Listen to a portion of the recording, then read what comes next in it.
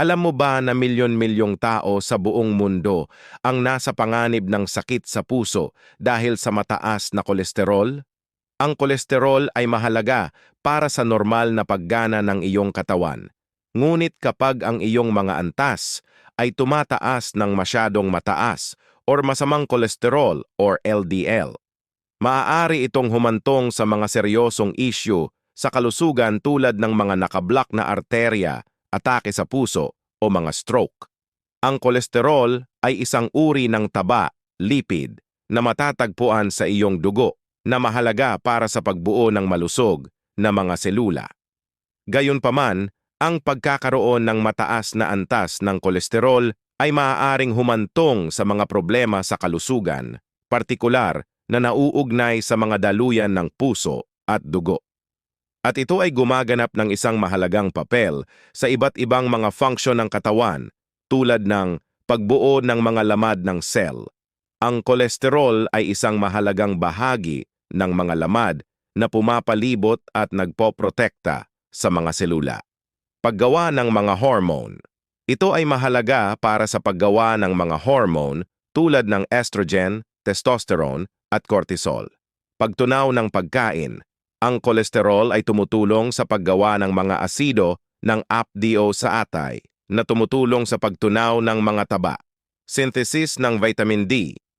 Ito ay kinakailangan para sa produksyon ng bitamina D na mahalaga para sa kalusugan ng buto at immune function. Saan nagmula ang kolesterol? Ang iyong katawan. Ang atay ay gumagawa ng kolesterol na kailangan ng iyong katawan. Ang iyong dieta. Ang kolesterol ay nagmumula rin sa mga pagkaing nakabatay sa hayop tulad ng karne, itlog, at mga produkto ng paggawaan ng gatas. Mayroong dalawang pangunahing uri ng kolesterol, low-density lipoprotein, LDL. Kadalasang tinatawag na masamang kolesterol dahil ang mataas na antas ay maaaring humantong sa pagtatayo ng plaka sa mga arterya na nagpapaliit sa kanila at nagpapataas ng panganib ng sakit sa puso.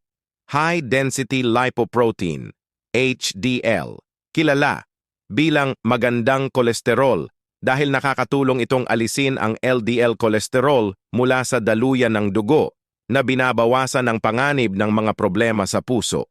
Mga panganib ng mataas na kolesterol, atherosclerosis. Kapag ang labis na LDL cholesterol ay naipon sa mga ugat, ito ay bumubuo ng isang sangkap na tinatawag na plaka. Sa paglipas ng panahon, maaari nitong paliitin o harangan ang mga arterya na naglilimita sa daloy ng dugo. Sakit sa puso. Ang pagtatayo ng plaka ay nagpapataas ng panganib ng sakit sa coronary artery, atake sa puso, at mga stroke. Sakit sa peripheral artery. Ang kolesterol ay maaaring makaapekto sa mga daluyan ng dugo sa labas ng puso, lalo na sa mga binti na humahantong sa pagbawas ng daloy ng dugo. Ano ang nagpapataas ng panganib sa kolesterol? Unang, hindi malusog na dieta, ang pagkain ng mga pagkaing mataas sa saturated fats, trans fats, at kolesterol. Halimbawa, matatabang karne, mga pagkaing na proseso. Dalawang, kakulangan sa ehersisyo. Ang pisikal na kawalan ng aktibidad ay nagpapababa ng HDL, magandang kolesterol, at nagpapataas ng LDL, masamang kolesterol. Paninigarilyo. Ang paninigarilyo ay nakakasira ng mga daluyan ng dugo at nagpapababa ng HDL kolesterol. 3, genetics. Ang ilang mga tao ay nagmamana ng isang ugali na gumawa ng masyadong maraming kolesterol. Edad. Ang mga antas ng kolesterol ay may posibilidad na tumaas habang ikaw ay tumatanda. Narito ang 10 karaniwang mga palatandaan at sintomas na maaaring magpahiwatig ng mataas na antas ng kolesterol, bagaman ang mataas na kolesterol ay kadalasang walang malinaw na sintomas at kadalasang natutukoy sa pamamagitan ng mga pagsusuri sa dugo. 1. Pananakit ng dibdib, angina. Ang pakiramdam ng paninikip o pananakit sa dibdib ay maaaring mangyari dahil sa pagbawas ng daloy ng dugo sa puso na dulot ng pagtatayo ng kolesterol sa mga ugat. 2, kinakapos sa paghinga, shortness of breath, Ang pagbawas ng daloy ng dugo ay maaari ding maging sanhi ng kahirapan sa paghinga, lalo na sa panahon ng pisikal na aktibidad. Tatlong pamamanhid o panlalamig sa mga paa at kamay. Ang mataas na kolesterol ay maaaring magdulot ng pagtatayo ng plaka sa mga daluyan ng dugo na humahantong sa mahinang sirkulasyon, lalo na sa mga binti o braso, na nagreresulta sa pamamanhid o panlalamig. Ikaapat na madilaw na deposito sa paligid ng mga mata, santelasma. Maaaring lumitaw ang mga matabang deposito sa balat, lalo na malapit sa mga mata, bilang resulta ng mataas na kolesterol. Panglimang, pagkapagod o panghihina, ang hindi sapat na supply ng dugo sa mga kalamnan at tissue ay maaaring magdulot sa iyo ng pagod at panghihina. 6. Mataas na presyon ng dugo. Ang mataas na kolesterol ay maaaring mag-ambag sa mataas na presyon ng dugo sa pamamagitan ng pagpapaliit ng mga arterya na pinipilit ang puso na magtrabaho ng mas mahirap. 7. Blurred vision. High cholesterol can cause blockages in the blood vessels of the eyes, leading to vision problems. 8. Pagkahilo o lightheadedness.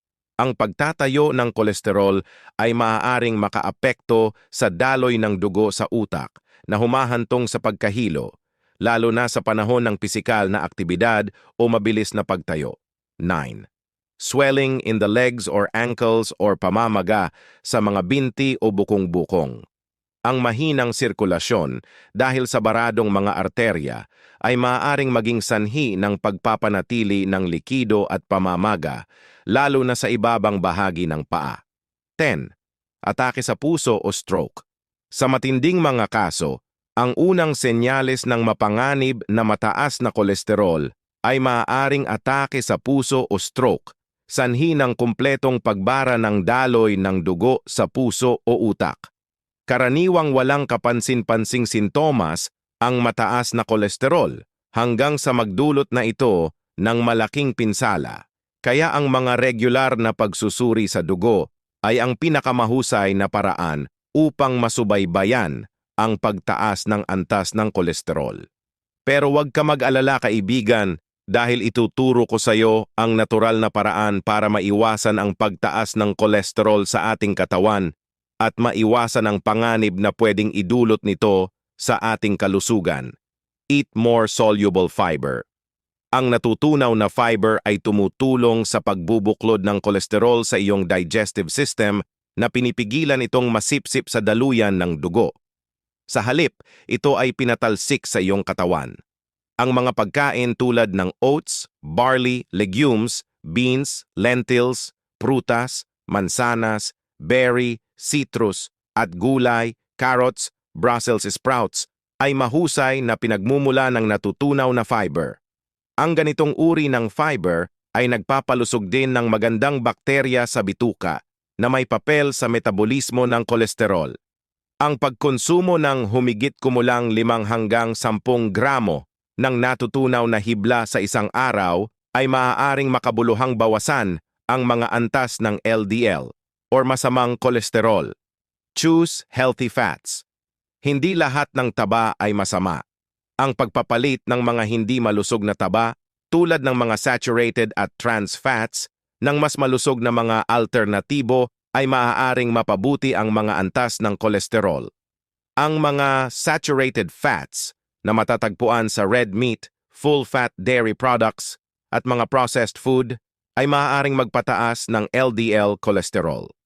Sa halip, piliin ang mga unsaturated fats na matatagpuan sa olive oil, avocado, nuts, seeds, at fatty fish tulad ng salmon at mackerel. Ang mga taba na ito ay tumutulong sa pagtaas ng HDL o magandang kolesterol, na tumutulong sa pag-alis ng LDL mula sa daluyan ng dugo. Ang pagsasama ng mga mapagkukunan ng monounsaturated at polyunsaturated na taba ay maaaring mapabuti ang kalusugan ng puso. Eat plant sterols and stanols. Ang mga sterol at stanol ng halaman ay mga compound na matatagpuan sa maliit na halaga sa maraming mga pagkaing nakabatay sa halaman. Ang mga ito ay istruktura na katulad ng kolesterol, Kaya nakikipagkumpetensya sila sa kolesterol para sa pagsipsip sa sistema ng pagtunaw na tumutulong na bawasan ang dami ng kolesterol na nasisipsip. Maraming pagkain tulad ng ilang margarine spread, yogurt drink, orange juice, at cereal ay pinatibay ng mga sterol at stanol ng halaman. Ang pagkonsumo ng 2 hanggang 3 gramo ng mga compound na ito araw-araw ay maaaring magpababa ng LDL cholesterol ng humigit kumulang 10%. Increase omega-3 fatty acids. Isama ang higit pang mga pagkaing mayaman sa omega-3 tulad ng matatabang isda, salmon, sardinas at tuna, flax seeds, chia seeds at walnuts na maaaring magpababa ng triglycerides at mapabuti ang kalusugan ng puso. Exercise regularly. Makisali sa katamtamang pisikal na aktibidad tulad ng mabilis na paglalakad, paglangoy o pagbibisikleta nang hindi bababa sa 30 minuto sa halos lahat ng araw ng linggo upang makatulong na itaas ang HDL cholesterol at babaan ang LDL. Maintain a healthy weight. Ang pagbaba ng kahit isang maliit na halaga ng timbang, 5-10% ng iyong timbang sa katawan, ay maaaring makatulong na mabawasan ang LDL cholesterol at mapabuti ang iyong pangkalahatang cholesterol profile. Avoid smoking and limit alcohol. Ang pagtigil sa paninigarilyo ay nagpapabuti sa mga antas ng HDL cholesterol, habang ang katamtamang pag-inom ng alak, lalo na ang red wine, ay maaaring magkaroon ng kapaki-pakinabang na epekto sa HDL cholesterol. Gayunpaman, ang labis na alkohol ay maaaring magpataas ng mga antas ng kolesterol at triglyceride. Eat more nuts. Ang mga nuts, lalo na ang mga almond, walnut, pistachios, at mani, ay mayaman sa unsaturated fats, fiber, at sterols ng halaman na lahat ay nakakatulong sa pagpapababa ng kolesterol. Ang regular na pagkonsumo ng mga mani ay nalink sa isang pagbawas sa LDL cholesterol, pati na rin ang mas mababang pamamaga at pinabuting kalusugan ng daluyan ng dugo. Ang isang maliit na dakot, humigit kumulang 30 gramo, ng mga unsalted na mani bawat araw ay maaaring humantong sa katamtamang pagbaba sa kabuuang kolesterol at LDL cholesterol, habang nagbibigay din ng malusog na mga nutrisyon tulad ng magnesium, vitamina E, at omega-3 fatty acids. Please subscribe for more health tips.